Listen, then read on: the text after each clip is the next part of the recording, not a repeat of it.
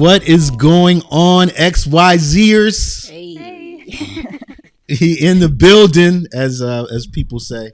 So, hey, we're back for the next installment of Generational Scriptures. Again, I'm one of your co-hosts, Chris.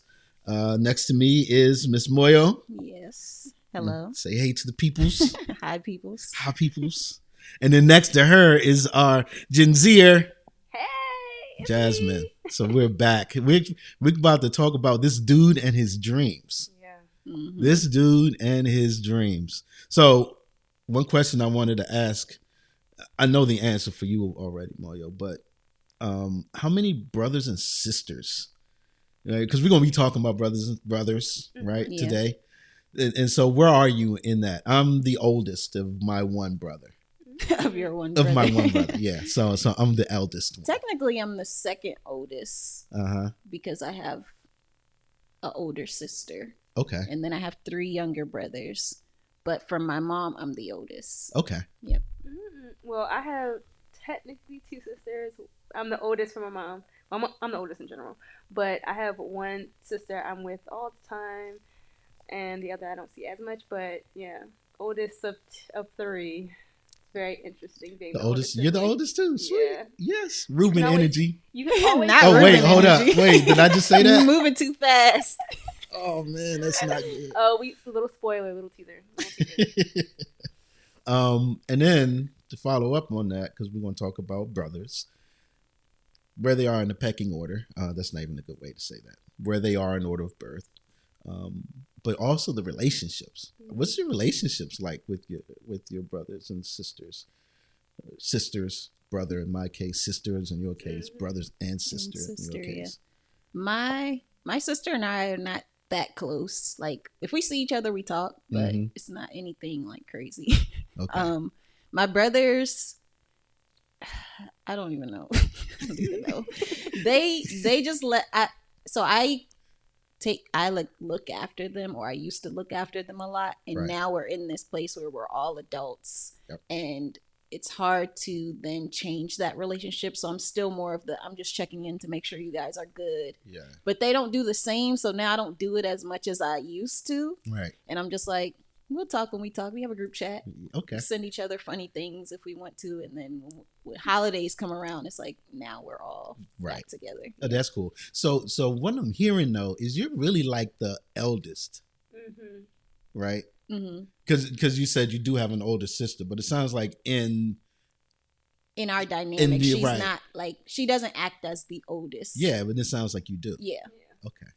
We'll give you that energy. You can be one of us for a little bit. Yeah, we'll take you in the oldest crew. Yeah, I have a good really good relationship with my younger sister that I'm with all the time with my mom, my sister through my mom. We're like, they used to call us the twins. Oh wow! Because we would always be together. Like, she's like my shadow. Okay. Everywhere I move, my sister moves, and that's just how we've always been. Because my mom emphasized that the relationship between us, like if anything happens to me, you guys only have each other. You got to stick together. And then she put a lot on me that's like, you got to take care of your sister. So my sister hates it. But I'm always like, are you on top of your work?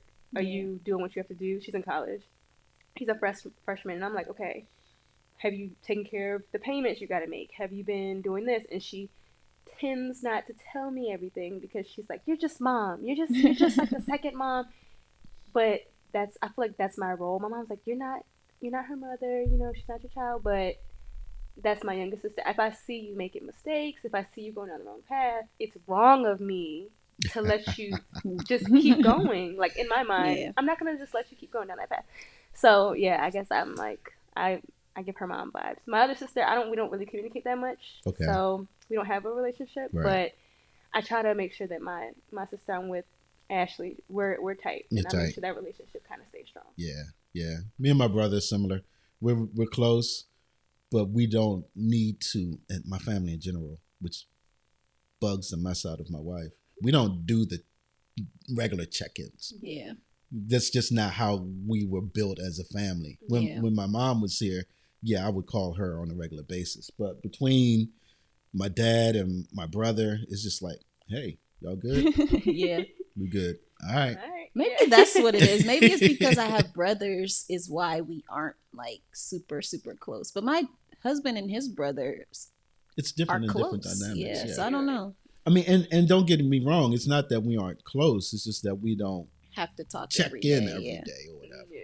So, and this is a nice segue because what we're getting ready to get into is a dynamic of brothers, and I thought what we said sounded pretty good in terms of relationships. Nothing too crazy, Yeah. but this one is going to It's a little get crazy. crazy. Yeah. It's going to get crazy. So we're going to be looking at Genesis chapter 37. Yep. All right. So what we're going to do is we want to read. Anybody want to read? Volunteers? You want to read what? I can read first. Okay. All right. I am not in the right chapter. I was about to jump way ahead. All right. Joseph's dreams. Jacob lived in the land of his father's sojournings in the land of Canaan. These are the generations of Jacob. Joseph, being 17 years old, was pasturing the flock with his brothers. He was a boy with the sons of Baal and Bilhah and Zilpah, his father's wives. And Joseph brought a bad report of them to their fathers. Now Israel loved Joseph more than any other of his sons, because he was the son of his old age, and he made him a robe of many colors. But when his brothers saw that their father loved him more than all his brothers, they hated him and could not speak peacefully to him. Now Joseph had a dream, and when he told it to his brothers, they hated him even more. He said to them, "Hear this dream that I have dreamed. Behold, we are binding sheaves in the fields, and behold, my sheaf arose and stood upright. And behold, your sheaves gathered around it and bowed down to my sheaf." His brothers said to him, "Are you indeed to reign over us? Are you indeed to rule over us?" So they hated him even more for his dreams and for his words. Then he dreamed another dream and told it to his brothers and said, "Behold, I have dreamed another dream. Behold, the sun, the moon, and 11 stars were bowing down to me." But when he told it to his father and his brothers, his father rebuked him and said to him, "What is this dream that you have dreamed? Shall I and your mother and your brothers indeed come to bow ourselves to you? Shall I and your mother and your brothers indeed come to bow ourselves to the ground before you?" And his brothers were jealous of him, but his father kept the saying in his mind. Wow. So looking at those verses, what jumps out to you, Jasmine? I think, well, I had this conversation with my grandmother. What I find interesting, I think some would look at this and say, well, he's full of himself. Who does he think he is? Like, why does he think that everyone should bow to him, his brothers, his family, his father, like his parents? And honestly, when I read this, I didn't get that vibe. I feel like he's saying it. I got more humble vibes. Humble, and I really? know it sounds crazy, but when I read it, and I have guilty knowledge because I've read on, I feel like in the way in which Joseph carried himself, I feel like the dreams he has had were given to him by God. So everything that he is was given to him by God. So I don't think that it's him being full of himself. I think he's just fulfilling the destiny that God has given to him. So that's why I'm like, I don't see this as him being this child that thinks, oh, well, you're dad's favorite, so look at you just being so bratty and snotty. I didn't feel that way. But is that because you know what's happening, or just first impression reading it? First impression, because I read up until initially, I think halfway through the verses.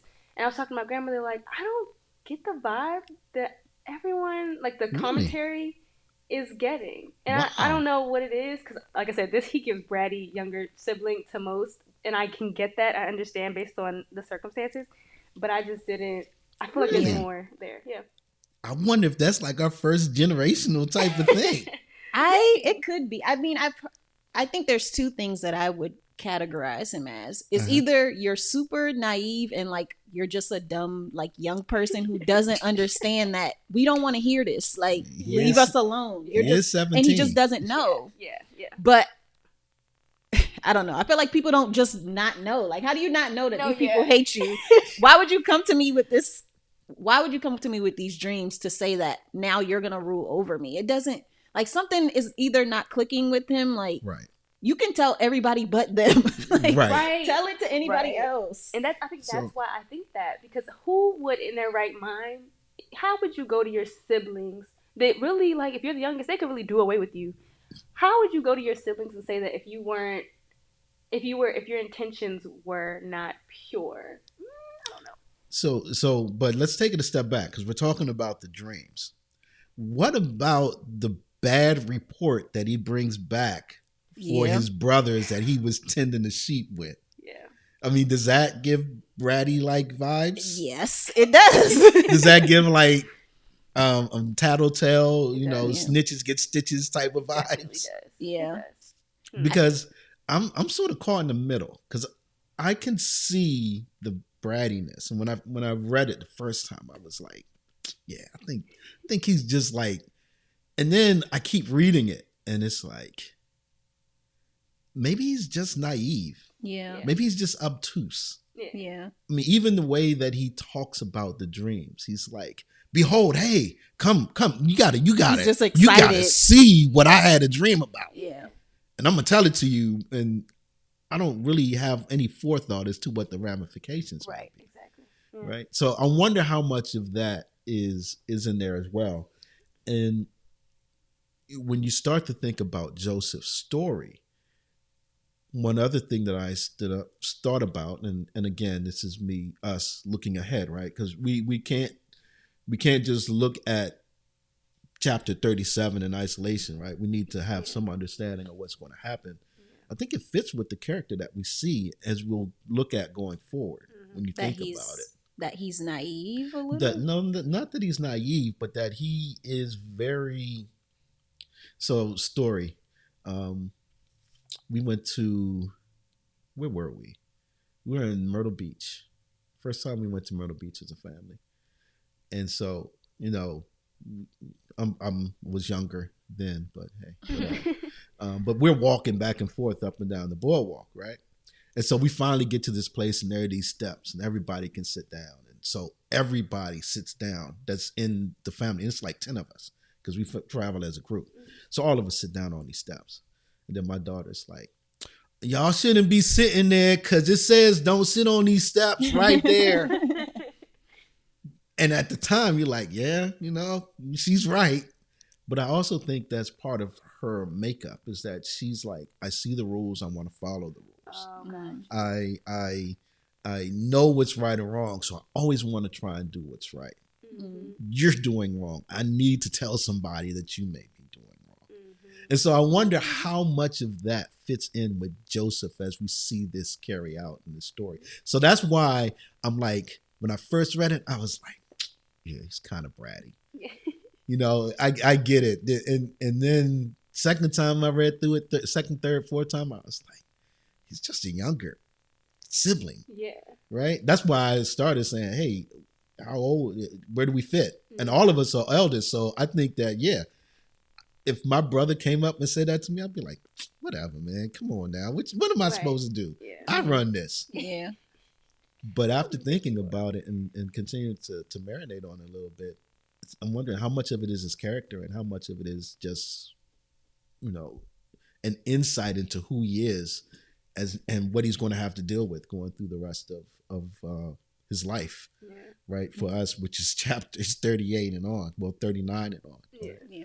So yeah, that's interesting that, and I thought that would come up, that we could take different tacks on Yeah. it, different tacks. Can we talk about the father and his placement of Yes, Joseph? please. Do you have a favorite child? Let's start with that. Yeah. Do you have a favorite child? And if they watch this, would they It's believe no fair because I don't think Jasmine has any kids. So she's No. like, no, this isn't fair. But I have a take on the favorite child. Oh, okay. All right. Do I have a favorite child? Um, You thinking too No. hard. Right, I want to say. I the do pause not was have. off. I do not have a favorite child, but what I do recognize is that my children need to be handled differently based on their character, Yeah. their dispositions, their hard headedness, Hmm. right? Yeah. And I think sometimes that leads you to maybe have to dote on one child than another, more than another. Usually the youngest is like the one that gets away with all sorts of stuff, Mm-hmm. Hmm. right? They because all the first happen with the oldest, and then the youngest gets to come back and be like, it's cool. You go and do what you want to do. We already had the first time with one child, Yeah. Yeah. so you have to be careful with that. Yeah. Do you have a What favorite about Do you? I have a favorite child? I don't actually have a favorite child. I think that, and I don't know how it's seen outside yet because they're so young. I don't know if somebody looking in would be like, "That's your favorite child," because there's some parents I'm like, "That's your favorite child." Yeah. Don't We even. see it. Yeah, I can't really say for Chris because I don't really see you interact with your kids that much for me to know, or for me to be like, "Nah, you lying. This your favorite." No, So I don't think I know. do. But growing up, I feel like I always thought I was the favorite child, and maybe my siblings thought they were the favorite child, Mhm. but I don't know. Like I think I talked about it on the We Grown podcast. Like I was the favorite child in my head. And I could get away with a lot of things, but they were also like my youngest brother, I think was also kind of a favorite because there were certain situations where it'd be like, you ask, because we Yeah. know they always Yeah. tell you yes. And so if we want something, we know who to send. If it's something Right. that I could get a yes for, they gonna send me. But the Right. two in the middle, they didn't have no pool. Yeah. There was nothing there for them to ask for that they would really get. Okay, so I definitely think circumstances plays a huge role in who becomes the favorite because, like my sister, my mom got in a car accident when she was pregnant with my sister. They thought that my sister wasn't gonna make it, and so my mom's like, "Oh, my miracle child!" Like you almost didn't make it. Every time my mom's feeling sentimental, she gives my sister a hug. She says that, "Oh, my miracle child," and I'm like, "Okay, mom, like we get it." And then like my grandmother, everybody thinks that my uncle, he's the youngest. Everybody thinks he's the favorite. He was a preemie. He was 2 pounds. He could fit in the palm of your hand. And she's like, he almost didn't make it. Like So, and what my grandmother told me, and I asked, I was like, Grandma, do you have a favorite? Because I think I know who the favorite is. And she was like, no, I love all my kids for different reasons. I have my oldest son. She had him when she was pretty young. And that's my oldest. And that's my oldest boy. Right. There's a relationship, there's a bond there. And then I have my mother. She's the only girl. She's the middle. Right. Like there's a bond there because that's my only girl. And then the youngest boy, he almost didn't make it. That's my miracle baby. So like everything is circumstance around the child. I think builds the closer. It appears to be a closer relationship. And maybe it is. Maybe it's just a different relationship. It's all dependent. I think it's all dependent on what was going on. Yeah. And relating that back to this, if we were to go back a couple of chapters to see how these other sons came about, it's like it wasn't great circumstances. It's like, yeah, I had you by this lady that I didn't really want to marry, but I was forced to marry her, and she just kept having kids. Exactly. I don't really care for them as much as I care for the one that I actually loved and wanted and worked for. Right. So Jacob, he definitely showed that the same thing. Like, and his isn't like, oh, I love them for different reasons. And maybe it is, but his kids aren't seeing that. They're seeing the one that you truly love, and you're outwardly showing favoritism towards. Yep. And it's interesting because when you think of even everything that happened between Jacob and Esau, where Jacob was the favorite of his mom to the point where she helped him trick his dad into getting the blessing. Yeah. It's like, okay, you're sort of perpetuating the same type of dynamic with your family, right? So, yeah, that's interesting. That's a good thing to talk about. So when we start to think about who we're introduced to, Jacob or Israel, we talked about him. We talked about him showing the favoritism, his response to the dream. Anything there that you all can think about that he sort of talked to? He rebuked him, but then he kept it in his mind. Yeah. I mean, he was of a generation where dreams meant something. Yeah. Like now I might have a dream and it might be crazy, but most of the time it means nothing. Mhm. Like most of the time I had a crazy dream the other night and I told a bunch of people and they're like, what? Like what in the world?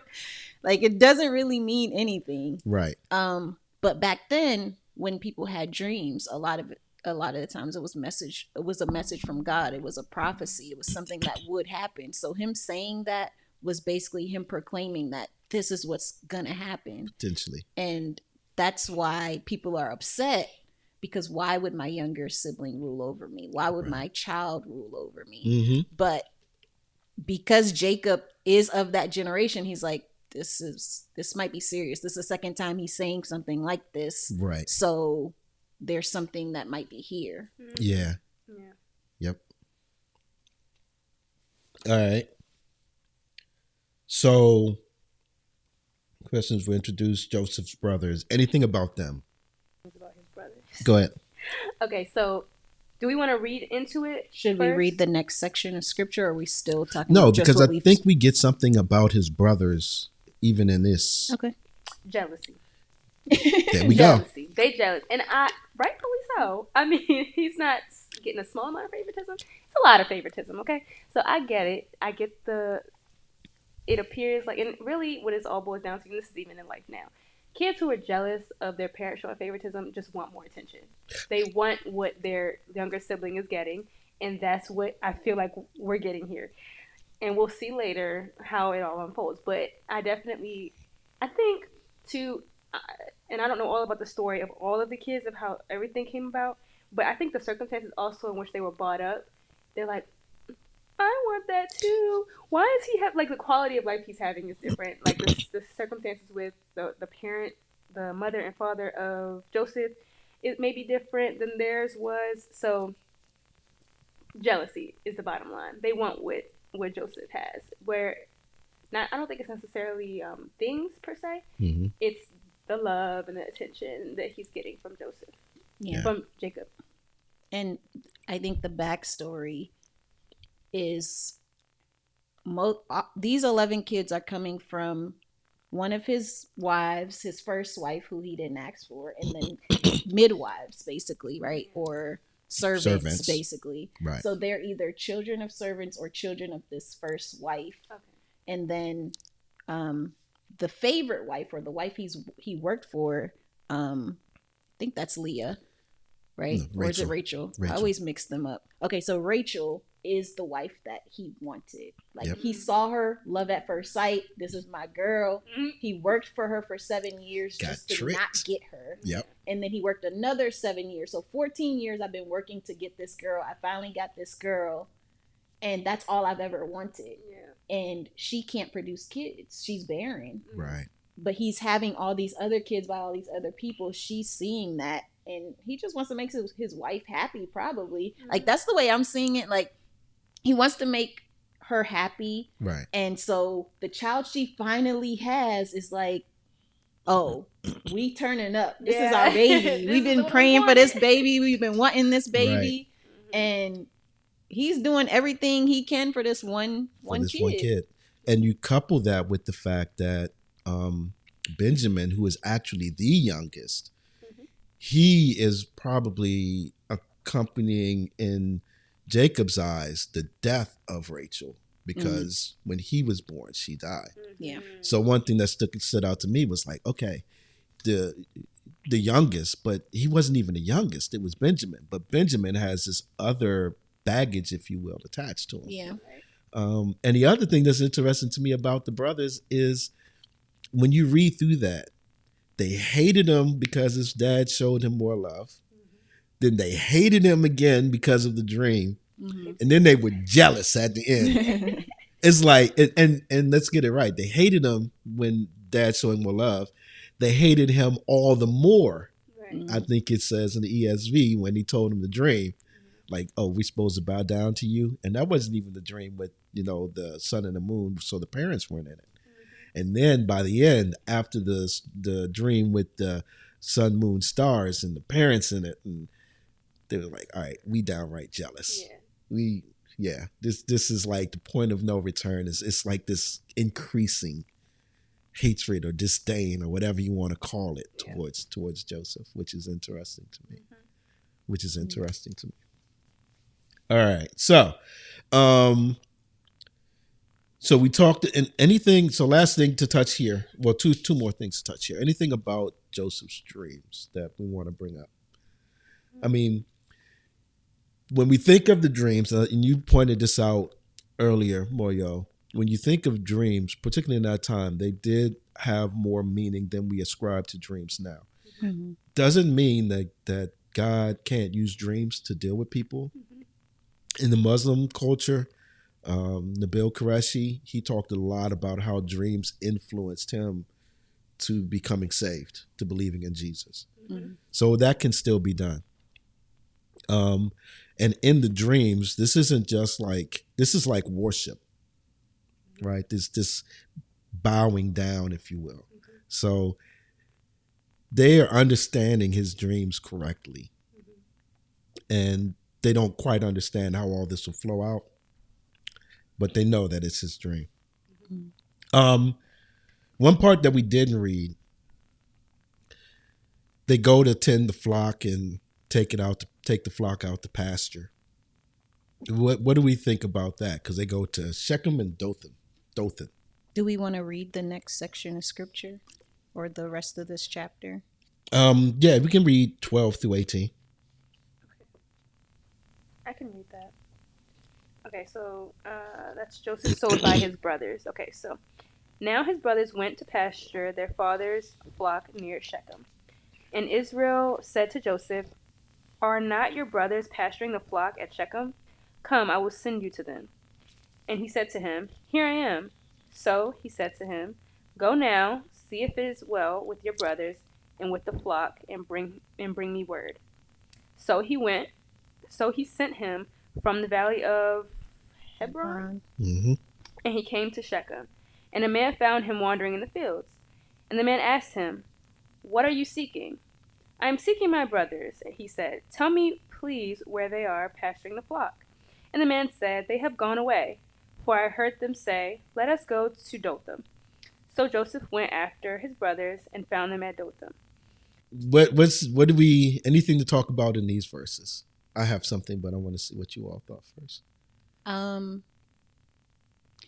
So he's when the father's sending him to Shechem, they are currently in Hebron. Hebron, right? Hebron. And so I think in my notes it said it was like 50 miles away. So it's a couple of days walk because that's what he's doing is walking. Would I send my favorite kid on that long journey by himself? I don't know, but different times. Yeah. And why? My question was, why was he sending him? Like, when were they expected to come back? How long were these Right. trips normally? So if his brothers leave, are they gone for months at a time and then come back, or like how do you? I don't know if you know the answer to No, that. I don't know the answer to that. I'm not sure how long they would have been gone, but I think it makes sense that they may have gone a ways to find places for the flock to eat, right, and do all of that stuff and get water. So I kind of get that, but I agree. It was 10 of them traveling together for Mhm. that distance of time, Yeah. for that distance. And then you just going to call 17-year-old Joseph over and be like, go find him. Yeah. I think they went here, Yeah. and it's 50 miles away to get to Shechem. Yeah. There's another 13 miles to get to Dothan. Yeah. So it's like, bro, really? Yeah, right. And then they already hate him. So you're just, as a dad, like, you don't really know what's going on in your household, sort of. Yeah. You don't understand the dynamics, and I don't see when he said go now, see if it is well with your brothers and with the flock, and bring me word. Mm-hmm. You're setting him up. You're setting him up to be a snitch. Like, why? Because if things are not well, and he comes back and says it, then they're gonna hate him more. That's the part that stood out most to me. Like, don't set me up for failure. Right. And remember back to when we're first introduced, Yeah.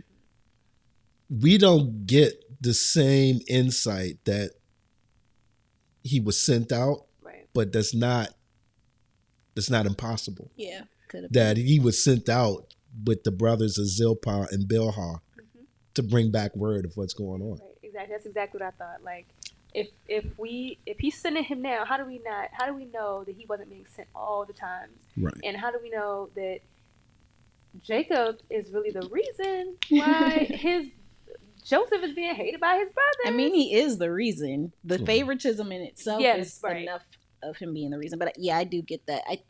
I don't see a sibling just going out of their way to snitch. But if he's being sent to go check on them, that makes a little bit more sense. Makes a little bit more sense. Yeah. And I'm not saying that that's the case, but I wouldn't completely rule it out. Yeah. You know what I mean? Because it's open enough for you to.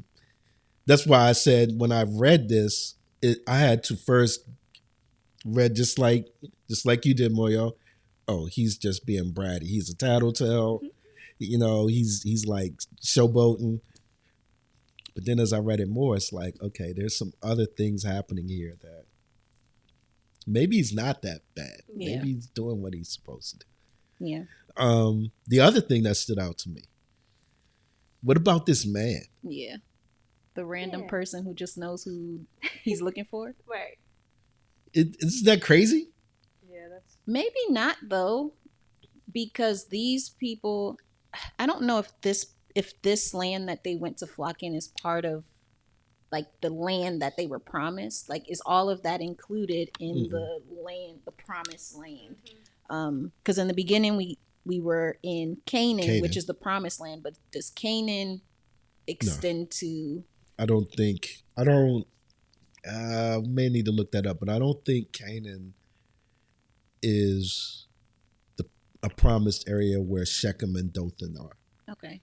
Yeah, that's what I wasn't sure. I think I read that people I'm jumping a little bit, but people traveled through those areas a lot, which is why they were able to find that caravan that was, going through, because there's like this, call it a goods trading route that goes through there. So I don't know if it was, I don't know, but for somebody to just know that this is, and I would imagine everybody back then had a lot of kids, but maybe not.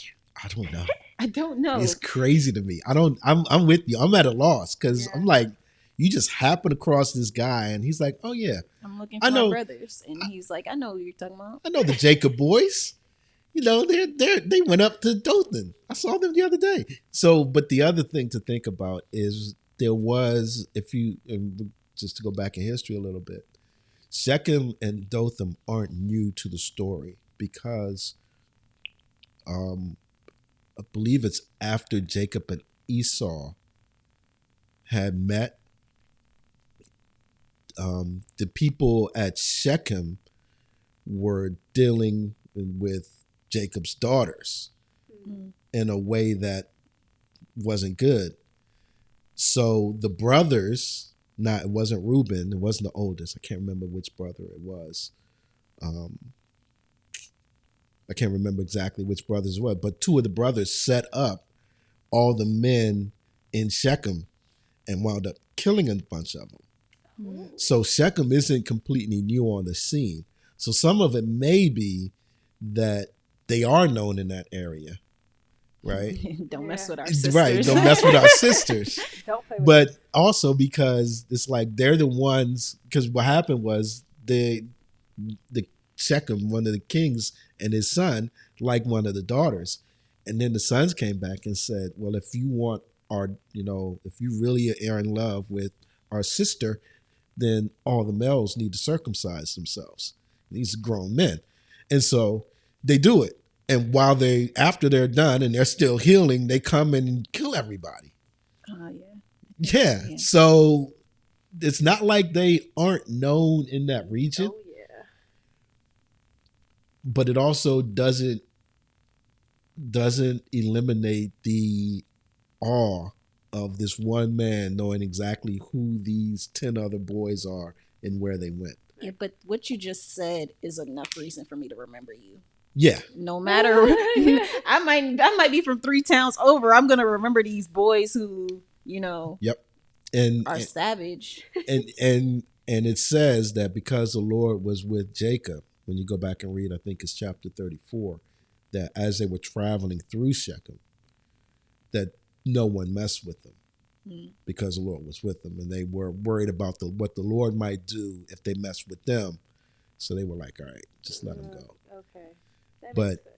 so it's like, one, this man comes out of nowhere, but it's not implausible that he might know who these people are, but we still don't get any insight into And now that. you're going to have to make us do even more and more research. Yeah. Because No. now I got to connect towns to... No, I mean, it's, yeah, I mean, but it's just showing. So that's the thing about this, right? And one thing that I like about us doing this is that it shows the wholeness of Scripture, if I say it that way. Yeah. Where when we get to chapter 38, we could be thinking that 38 is completely out of left field and isolated from everything that's going on in Scripture. But I have a feeling that when we go through it, we'll be like, oh, not really, because there are connections that pop up. Maybe not here, but later. Yeah. And important connections, right? Yeah. So, okay. So we talked about the man. We talked about Shechem and Dothan. Let's talk about, actually, don't make me 18 read. to the end. Can somebody read 18 to 28? I can. Please, thank you. 18 to 28. Ooh, but all right. A whole 11 verses. Let's see. All right. They saw him from afar. So we're talking about Joseph and his brothers. Yep. They saw him from afar, and before he came near to them, they conspired against him to kill him. They said to one another, "Here comes this dreamer. Come on, let's kill him and throw him into one of the pits. Then we will say that a fierce animal has devoured him, and we will see what will become of his dreams." But when Reuben heard it, he rescued him out of their hands, saying, "Let us not take his life." And Reuben said to them, "Shed no blood. Throw him into the pit here in the wilderness, and do not lay a hand on him, that he might rescue him out of their hands to restore him to his father." So when Joseph came to his brothers, they stripped him of his robe, the robe of many colors that he wore. And they took him and threw him into a pit. The pit was empty. There was no water in it. Then they sat down to eat, and looking up, they saw a caravan of Ishmaelites coming from Gilead, with their camels bearing gum, balm, and myrrh, on their way to carry it down to Egypt. Then Judah said to his brothers, "What profit is it if we kill our brother and conceal his blood? Come, let's sell him to the Ishmaelites, and let not our hand be upon him, for he is our brother, our own flesh." And his brothers listened to him. The Midianites traders passed by, and they drew Joseph up and lifted him out of the pit and sold him to the Ishmaelites for 20 shekels of silver. They took Joseph to Egypt. And that's Awesome. So, now we get into the ramifications of all the 8. What are your thoughts, Moyo? What's going on? And I see Jasmine, and she's got the. I can't wait. Let's get to it. I feel like we have to go in some kind of order here. Yeah. Because there's a lot happening. Uh-huh. I will start with them seeing him from afar. And they said they conspired against him to kill him. And I feel like a lot of times in the story, there are a few times where they point out which brother is doing what. But a lot of times they're just like lumping them all together. Yep. And I wonder if it's really all of them. Because we see Reuben doesn't want to kill him. So he wasn't part of this conspiring against to kill him. Right. So are some brothers just like, man, y'all do whatever y'all want, and it's really just like maybe 2 or 3 that are like, yeah, I'm willing to kill him? Or is it really all of them that are truly hating him? And that's something that kept coming up for me. Like, okay, now y'all saying this one didn't actually want to do it. Now this one is like, let's just sell him. And this one, like, I need y'all to just give me names at every point. Who said it? Who did it?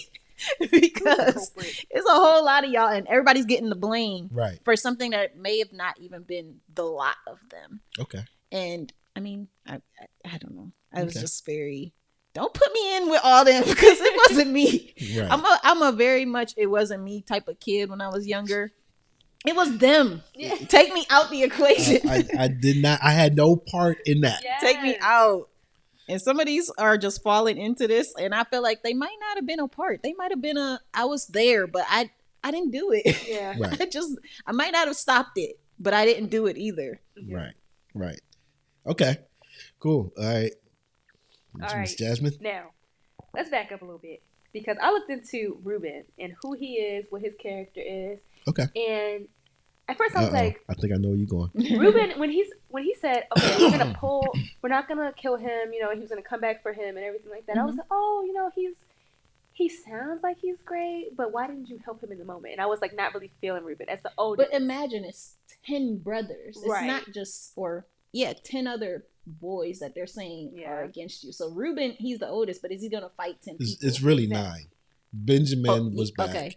Joseph is the one who's coming, who's going to get a castle. Right. Yeah. So there's 10, and Reuben's one of that 10. And I understand, now I understand. I give him grace because I read around and I was looking at different interpretations. And one thing that was brought up was all of the times where Reuben shows compassion and love in different stories and different parts in Genesis. Okay. So I was like, okay, in Genesis 42:37.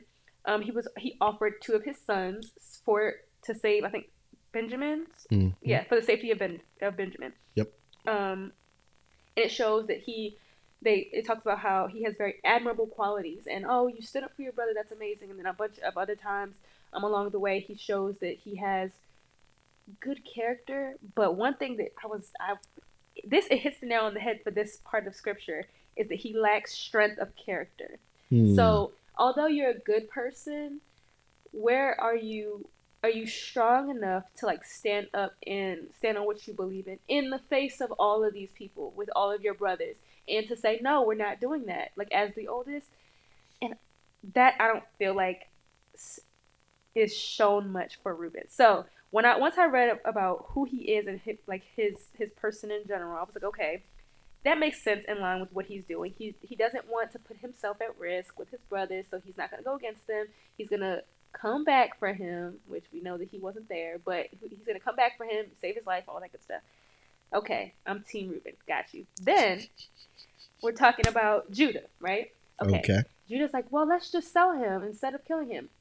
Again, some would say, oh, that's great. He didn't want to harm his brother. No. Greed. That's what I wrote down in big letters. He sees dollar signs. He sees shekels. And really? Okay. I don't like that. I'm not feeling Judah because I think he has ulterior motives. Okay. Yeah. Right. I actually read something about Reuben. So in previous chapters, Reuben was the one who slept with one of his dad's servants. Yes. So some people were saying that he's trying to save Joseph to be like, hey, I saved your son. Can you forgive me now for that? Yeah, okay. Yep. Which, I don't know. I don't know if I like that commentary. Right. I feel like he was just being an older sibling who was looking out for his younger sibling. Because at the end of the day, when I was younger, if something happened to my brothers, that was on me. Right. Period. If you were there and you could have helped them, you should have helped them. I don't care what they did first. Mm-hmm. You stand up for your siblings. I remember one time my brother was picking on another little boy. That little boy's brother came and hit my brother. And we're just like, rightfully so. And so my mom is like, no, you don't do that. You don't let nobody hit your brother for nothing. And we're like, but he started it. Do you not understand that he started it? That person's older brother was in the right for us, because we were telling our brother, leave that man alone. We're not standing up for you doing wrong. But my mom is like, it doesn't matter. It didn't matter. You stand up for your brother no matter what. That way people know not to mess with him. And then you correct him on the side. You don't let other people correct your sibling for you. Yeah. And I was like, all right. So then we all got to walk to this man's house and be like, don't ever do that again. Because next time we're going to have to do something. Now we got a problem. But yeah, I was just like, I think that was the mindset I had for Reuben. I'm not going to let something happen to my younger brother. It doesn't matter if I hate him or not. Yeah. That's still that's my baby brother. Right. Yeah. I like that, because I didn't think about the character thing, but I think you're right. The way that Reuben wanted to help seems around the long way, right? Yeah. What do people before my generation around the barn, right? I can go straight there, but instead I'm going to walk all the way around to get something done. Yeah. When he probably could have just said, especially as the eldest, right? no, we're not doing this. Yeah.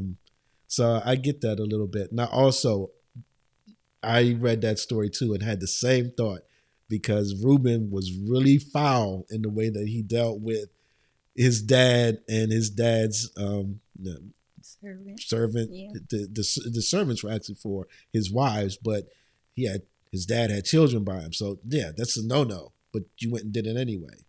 So how much of this is I want to get back in good graces versus just being the eldest? Yeah. Either way, I think what you see from Reuben is you're right. He is being a little empathetic, and the fact none of the brothers, even in what we read before, are shown in their own light until we get to this point. I don't think. Yeah. Right. So everything, the hate, the jealousy, the more hate, all of that it's is attributed brothers, to everybody. right? Yeah. So I don't think that means that everybody wanted to kill him, Right. but at the same token, it's like they're looked at as a cohesive unit coming across here. Even if they didn't want to kill him, or even if they were like, I feel like there's motives here. I feel like everybody has a motive. And like one thing my grandmother told me as we were reading together, she was like, it sounds like, specifically for like Judah, sounds like he just wants to evade responsibility. And I was like, that's an interesting characterization. Like, and maybe, I don't know. I feel like Reuben is trying to be, I feel like he has a genuine, pure heart. Yeah. I think. I would tend to agree. Judah, though? Yeah. We got beef. And what's interesting about Judah is that I want to go back and look at it because I don't want to get this wrong. But in 26, it says, Then Judah said to his brothers, What profit is it if we kill our brother and conceal his blood? Some of the commentaries I read talked about the fact that Judah was worried about, when Cain killed Abel, and it says that Abel's blood still speaking out from the ground. Yeah. And some commentators are like, that's what Judah was worried about, which is why he didn't want to kill him. Yeah. Right. Because his blood would still be calling out. But he's like, the easy way around it is if I just basically sentence him to death by putting him into slavery. Yeah, exactly. Get rid of him. My hands are clean-ish. Right. That we know that they're not, right? Because you still set everything up. But I don't have to worry about that because I can do some plausible deniability. Yeah. I don't know what happened to him. He could still be alive. Yeah, well, I know. Yeah. So that's interesting.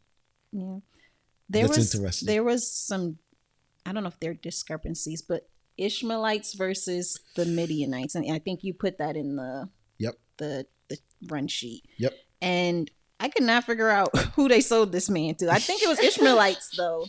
I don't know. I think it was Ishmaelites that he ended up sending them to, which is going back to Ishmael from, Yep. From Hagar. Yeah. And him having his own little kingdom, not little kingdom, but big kingdom. It would be a nation. Don't call everybody stuff little. Yeah. Your little that's, kingdom. That's what over people there. talk about. That's like the biggest derogatory statement. I know it. Go ahead with your little old car. So you got that little thing over there. His huge kingdom that he has. Right. And so who are the Midianites and why is it both that are being spoken about here? Yeah, that's a good question. You got any thoughts on that, Jasmine? I was confused. Yeah. I'm like, if we're talking Ishmaelites here, and the whole time I thought it was, okay, got it. That makes sense. And then Midianites, I in my mind, it autocorrected to, they're the same. That's what I was thinking at first until I was just like, I don't know. Maybe they were together in the same caravan. And we're just like, these group of people were walking together and we don't know which one we sold them to. We sold it to them. We sold it to this group of people. Yeah, so this is interesting, right? Because there are a couple of thoughts about this. I'm trying to get to some verses real quick. While you're looking that up, there is also a period. So it says, then the Midianite traders passed by, period. And then it says, and then they drew Joseph up and lifted him out of the pit and sold him to the Ishmaelites. So is it just that those people were passing by and they're not even in this? Because we start off with Ishmaelites, then it's just like these random people walk by too, but they pass. Yeah, we're acknowledging them. Yeah. Right. I don't know if that's what it is. Yeah, this is an interesting section because when you read through it, you can get the idea that it's almost like two aspects of a story being joined together. Yeah. One being Reuben's aspect and one being Judah's aspect. And so a lot of people are like, yeah, there are two different stories that are being here, and they call them like the J and the E, right? Like fragments, copies, or things of that nature, just stuff that people have found that they think are mixed together. So that's one take.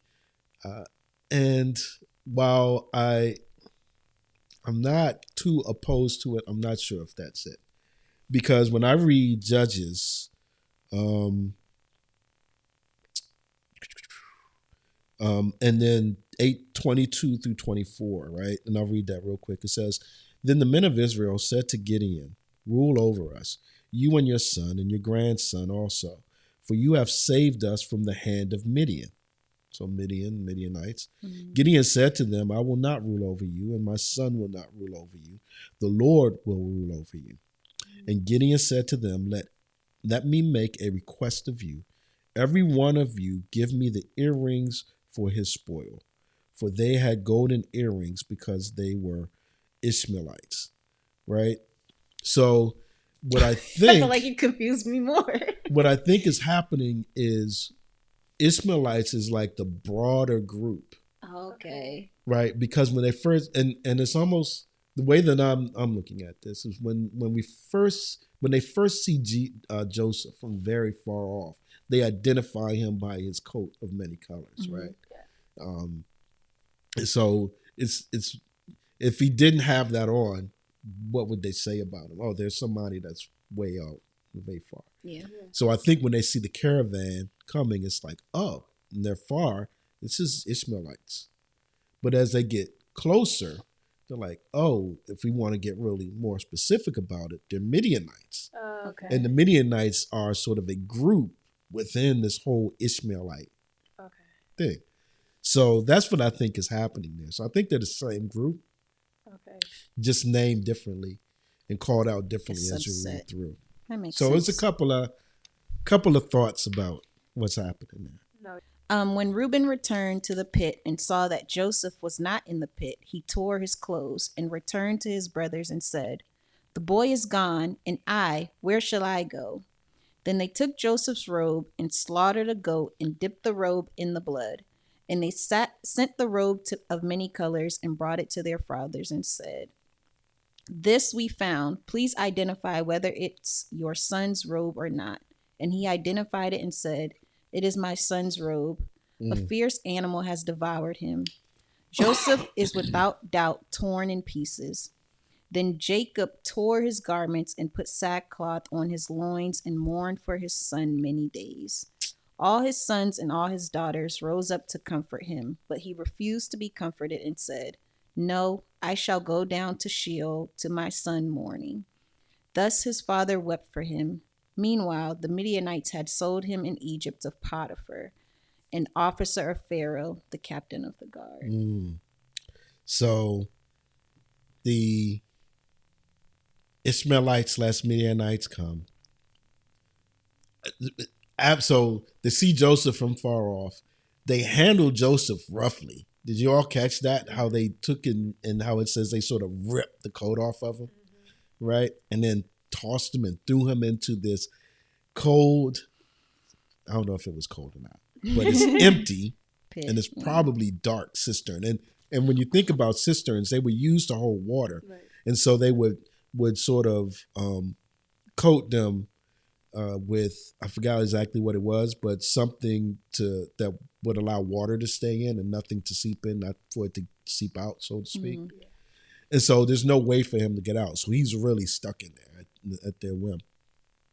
Then they sit down and have lunch. Yeah. Reuben goes off somewhere because Reuben said, this is what we're going to do instead of killing them. Judah comes up with his different plan.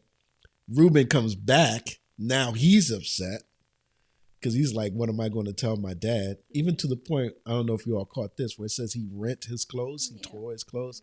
That's usually this sign of mourning, right? Sign of despair type of thing.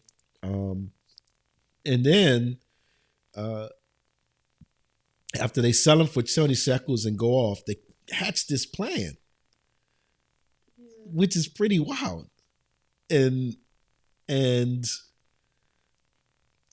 I don't know, it's just interesting that you could be thinking that way. And I would be like, I guess there's no forensics back then, so they couldn't do anything to say, no, this is the blood of a goat. This isn't Joseph. What really happened out there? Yeah. Right? And so what about the way that Jacob mourns once he finds out that I mean, it's his favorite son. I mean, what would you... I feel like his response made sense to who we know him to be. Good point. Yeah. Good point. I don't need the rest of y'all comforting me. I didn't want y'all no way. Right. And I didn't think of the fact that, this is who he's revealed himself to be through the whole thing, that he cares that much about Joseph. Yeah. So the rest of y'all, whatever. Yeah. Right? So that's interesting. And I think when you were saying that they hatched this plan, if they didn't hatch a plan or just went home without Joseph, he would have been looking for this man for the rest of his life. The family would have been searching for the rest of their lives until they found him, because he wouldn't just accept that my son is just gone. You're probably right. That makes sense. I feel like they had to have some kind of plan to answer to, where's my son? Y'all didn't see him on the way. Y'all didn't see him coming back. I need y'all to go back and look for him. I'm like, Dad, you sent him 60 miles from home. Maybe somebody, like, they could have said, oh, somebody might have kidnapped him. Okay, let's start looking. Right. Y'all kill people for y'all sister. Y'all go find some people and find my son. I didn't even think of that. That's crazy. Yeah. Because it was probably like, oh, you don't know where he is? All right, everybody, go look. Yeah. And now they're like, man, we got to go look for this fool for the rest now. of your life. Pretty much. Until y'all find him, or we know for a fact. We just got to be out here. I mean, what do you do? It's like when you're a little kid and you like know where something is and there's no sense in doing it, but you're told to go do it anyway. So it's just like you stand outside kicking rocks or something, trying to wait a amount of time before you go back in to be like, I didn't see it.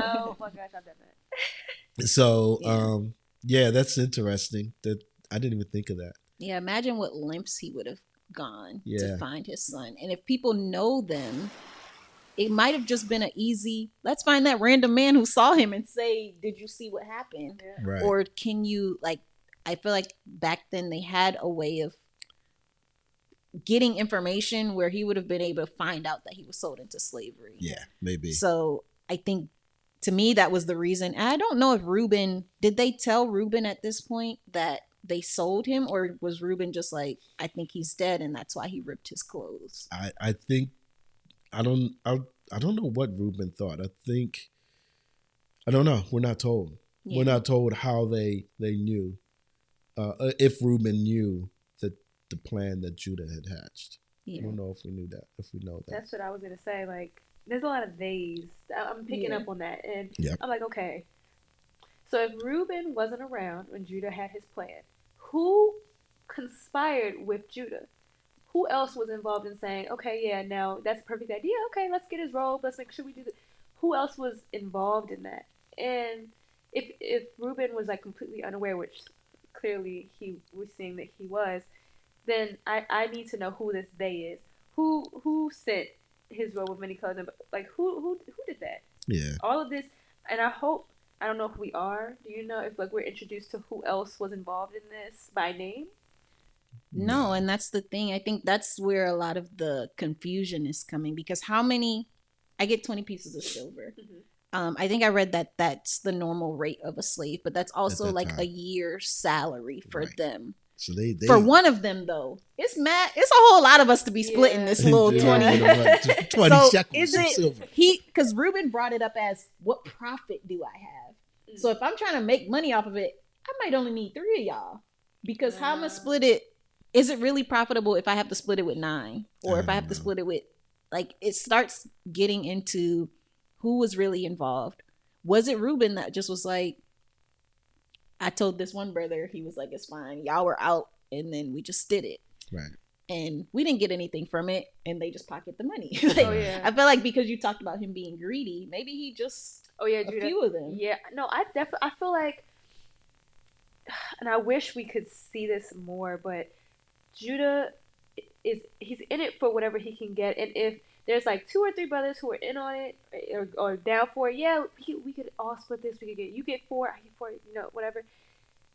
I think that he would just take those 2 or 3. Now, if we're assuming that all the brothers, all of them, what is left over, like 9 of them, all 9 brothers all of 9 of them did go on went to take the flock, though, right? Yep.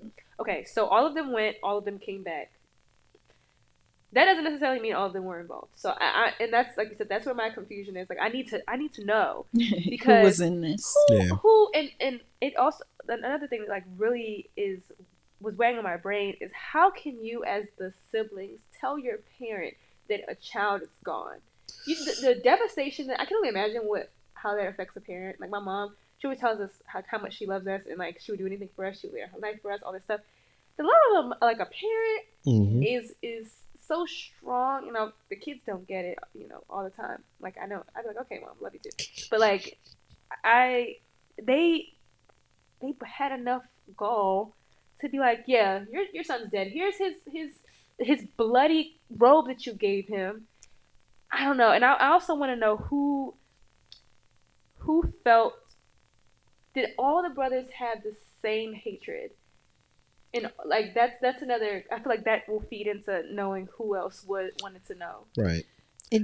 Go ahead. I was say, it does say that they sent the robe. So one of the commentaries I read said they didn't go with the robe and hand it.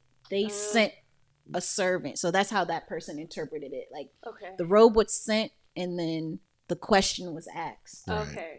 Do you know whose this is? And now they're comforting. Well, they didn't have to do it in a man's face, because imagine he gets it. Right. Exactly. He's breaking down. Somebody's gonna crack. You think so? Somebody. You think so? I feel like if I was seeing my dad break down like that, I'd be like, Daddy, I just sold him into slavery. I'm sorry. You can sell me if you want to. That's that eldest child energy right there. And Reuben would have been like, I can't imagine Reuben being the one going to give his dad that message. Oh. Yeah. Like, they may have, after the fact, and that first initial reaction could have been like this gut, like, oh my goodness, my son is dead reaction. And maybe they came, because it's a long journey. They may have come after they've done their, the flock thing, and now it's time to come back to their town, and they're like, he's still mourning. Right. Oh, Could be. I think that there's so going back to even like verses 1 and 2 of chapter 37 is interesting, because Genesis is about generations of Toledot, as it's in the Hebrew, right? Toledot, the generations of Abraham, the generations of Noah, the generations in the previous chapter of Esau. And it usually goes down, and I think we'll see some of this in 38. It just goes down and says, such and such begat such and such, and he lived such and such years, and such begat such and such. And here we don't see that. We see these are the generations, or this is the life of, or this is the happenings of Jacob, and then it goes straight to Joseph. So it's like, to me, when I read this, I think the author's intent is really to focus on Joseph. So when he's lumping the days together, I think it's because the focus is Joseph, and everyone else is sort of contributing to Joseph's journey in some aspect. Now, whether all of them are complicit in every aspect or not, maybe or maybe not. But I think from what the author is trying to get across, because Joseph plays such a big role And I heard this the other day. This is chapter 37. There are 50 chapters in Genesis.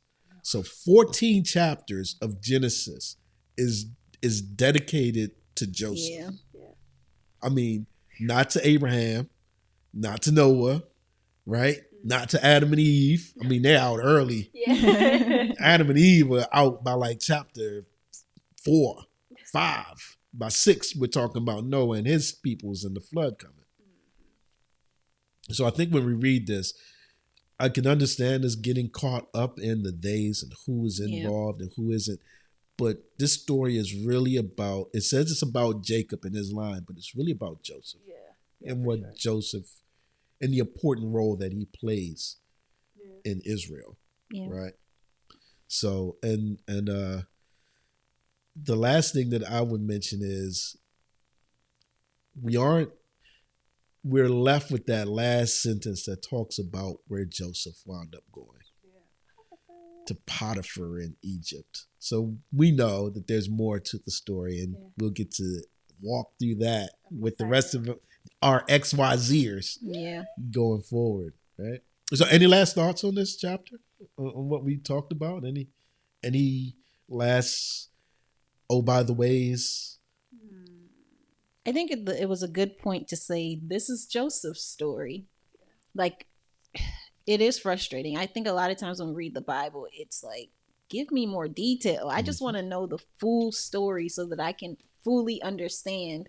But I think in the little blurb that I wrote, the goal of this podcast is for us to show everything might not be answered, but at the end of the day, God is sovereign, right? So what is the message that we're trying to get out of this? What have we learned so far about the character of God? Right. In just this one chapter. I think too, I mentioned it in the last podcast at the end, and this is Genesis 50:20.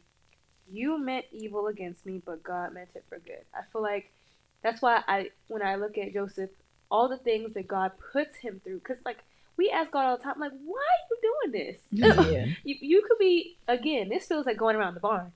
You could have taken me straight from point A to point B. You wanted me to be this great person, doing all these great things and doing well by you, spreading your word. God, just take me there. Why are you putting me through all of these obstacles? My brothers hate me. They sold me into slavery. My life is like, what's going on? But in all things, even when people mean harm against you, God has a plan, has a divine plan that's gonna it's going to work out for you. It may not be in the way that you thought or in the way that you asked or what you ever imagined, but it's going to work out with positive outcomes for you and everyone involved. I think the end goal that God has for us, for him, and in the grand plan for everybody in the world, we are meant to have an impact on different people, different events, different areas of life. Sometimes that means you're going to have to be put through some challenges, but the challenges you go through bless somebody else. And they prove a point. I mean, we learn, I'm not going to give it all away, but we'll learn it later on in the scripture, what winds up happening and how all the different challenges and, I guess, temptations that Joseph faces. In all of that, there's a lesson to be learned and a story to be told. So I just think that's the big thing that stuck out for me as far as like being what I learned so far. Cool. I got one thing I want to read that I think sums up this chapter, and I can't take credit from it. It came from studies in Hebrew narrative and poetry of Genesis. David W. Carter is one of the editors. It says here, Joseph, having been stripped of his identity, his coat, and his place among the family, right, for all intents and purposes, will have to reclothe himself somehow, have to weave a new persona. The brothers, having taken upon themselves the identity of brother slayers, will have to atone for that and for the grief they have caused to their father. New identity and atonement must somehow lie in their futures.